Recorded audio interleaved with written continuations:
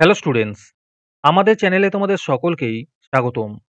আজকের ক্লাসে আমরা মাধ্যমিক এবিটিএ টেস্ট পেপার 2024-25 ভূগোলের পেজ নম্বর 108 এর প্রশ্নের উত্তরগুলি করব।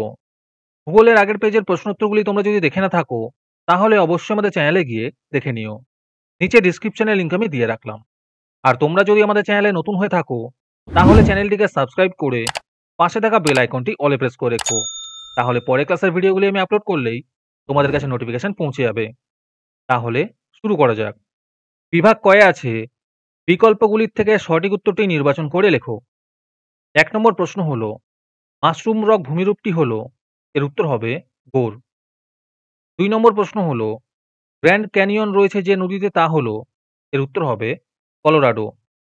3 নম্বর প্রশ্ন হলো, বায়ু সম্পৃক্ত হলে আপেক্ষিক আর্দ্রতা হয়, এর উত্তর হবে 100%। 4 নম্বর প্রশ্ন হলো, ক্যারিবিয়ান সাগরের ঘূর্ণিঝড় হলো, এর উত্তর হবে হ্যারিকেন।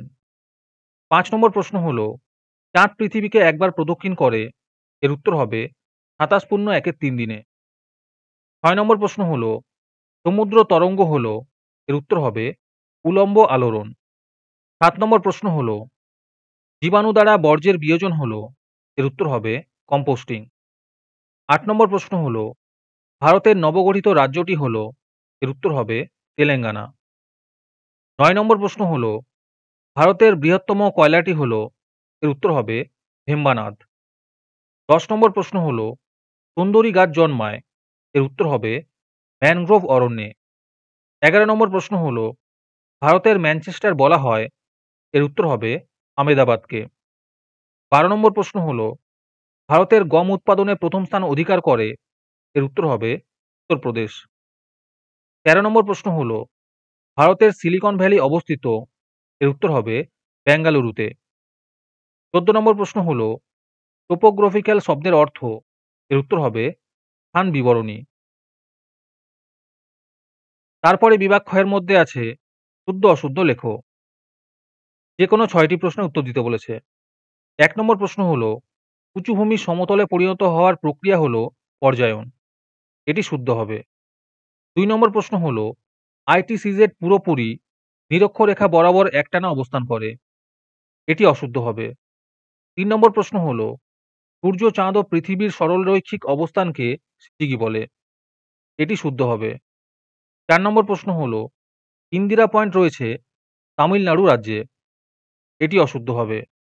5 নম্বর প্রশ্ন হলো, চিত্তরঞ্জন লোকোমোটিভ ওয়ার্কস বারাণসীতে অবস্থিত, এটি অশুদ্ধ হবে। 6 নম্বর প্রশ্ন হলো, ট্র্যাপ শব্দটির অর্থ সোপান, এটি শুদ্ধ হবে। 7 নম্বর প্রশ্ন হলো, সার্ভে অফ ইন্ডিয়ার সদর দপ্তর রয়েছে দেরাদুনে, এটি শুদ্ধ হবে। তারপরে আছে উপযুক্ত শব্দ বসিয়ে শূন্যস্থান পূরণ করো। যে কোনো 6টি করতে বলেছে। 1 নম্বর প্রশ্ন হলো, পৃথিবীর বৃহত্তম মরুভূমিটি ড্যাশ মহাদেশে অবস্থিত, এর উত্তর হবে আফ্রিকা মহাদেশে অবস্থিত। 2 নম্বর প্রশ্ন হলো, সমুদ্রপৃষ্ঠে বায়ুর গড় চাপ হলো ড্যাশ, এর উত্তর হবে 1013.5 মিলিবার। 3 নম্বর প্রশ্ন হলো, প্রতি জোয়ারের ব্যবধান ড্যাশ, এর উত্তর হবে 12 ঘন্টা 26 মিনিট। 4 নম্বর প্রশ্ন হলো, প্রত্যেক বছর ড্যাশ তারিখে বিশ্ব পরিবেশ দিবস পালিত হয়, এর উত্তর হবে 5ই জুন। 5 নম্বর প্রশ্ন হলো, প্রধানত ড্যাশকে ভিত্তি করে 1955 সালের 1 নভেম্বর ভারতে রাজ্য পুনর্গঠন করা হয়, এর উত্তর হবে ভাষাকে ভিত্তি করে। 6 নম্বর প্রশ্ন হলো, ভারতে প্রথম মেট্রো রেল চলে ড্যাশ রাজ্যে, এর উত্তর হবে পশ্চিমবঙ্গ রাজ্যে। 7 নম্বর প্রশ্ন হলো, বিশুদ্ধ কাঁচামালের পণ্যসূচক ড্যাশ, এর উত্তর হবে 1। আজকের ক্লাসের পিডিএফটি তোমরা 2 টাকা দিয়ে আমাদের হোয়াটসঅ্যাপ নাম্বার 7501121499 যোগাযোগ করে নিতে পারো। তারপরে আছে একটি বা দুটি শব্দে উত্তর দাও। যে কোনো 6টি করতে বলেছে।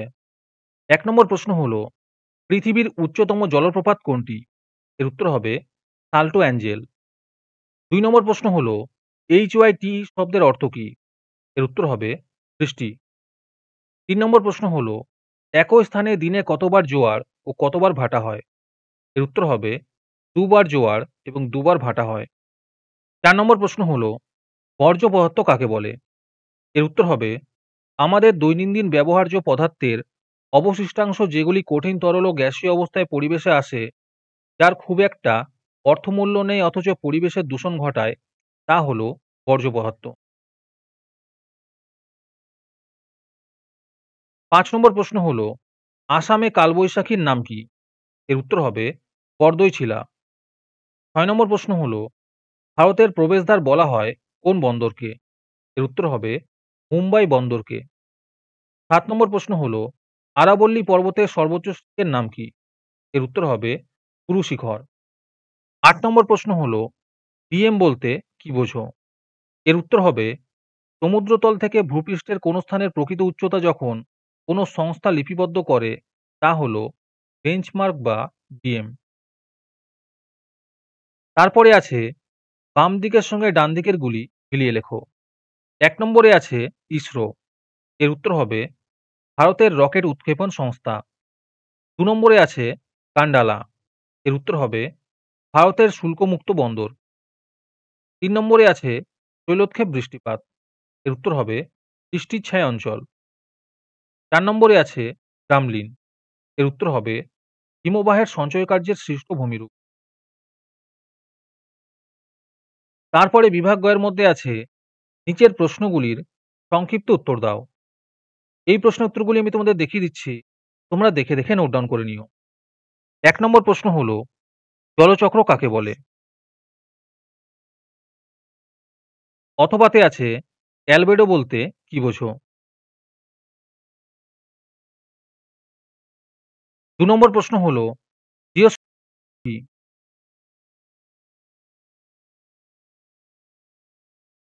অথবাতে আছে সুনামি কি?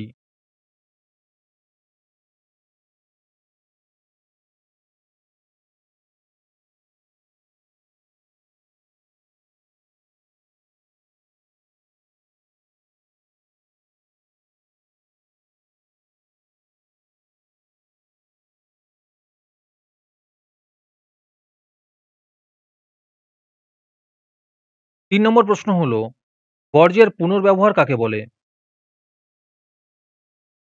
অথবাতে আছে আর্সেনিকের ক্ষতিকারক প্রভাব কি? ৪ নম্বর প্রশ্ন হলো, সবুজ বিপ্লব কাকে বলে? অথবাতে আছে দূন কাকে বলে? ৫ নম্বর প্রশ্ন হলো, মৌসুমী বিস্ফোরণ বলতে কি বোঝো? অথবাতে আছে আদমশুমারি কি?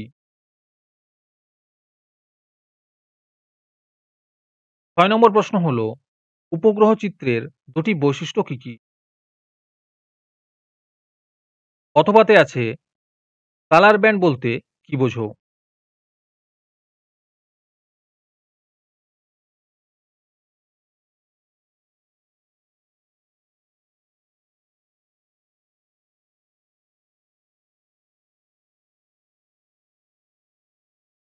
আজকের ক্লাসটি তোমাদের ভালো লেগে থাকলে অবশ্যই একটি লাইক এবং বন্ধুদের কাছে শেয়ার করে দিও। পরের পেজগুলির প্রশ্নোত্তরের ভিডিও তাড়াতাড়ি পেতে চ্যানেলটিকে অবশ্যই সাবস্ক্রাইব করে রেখো।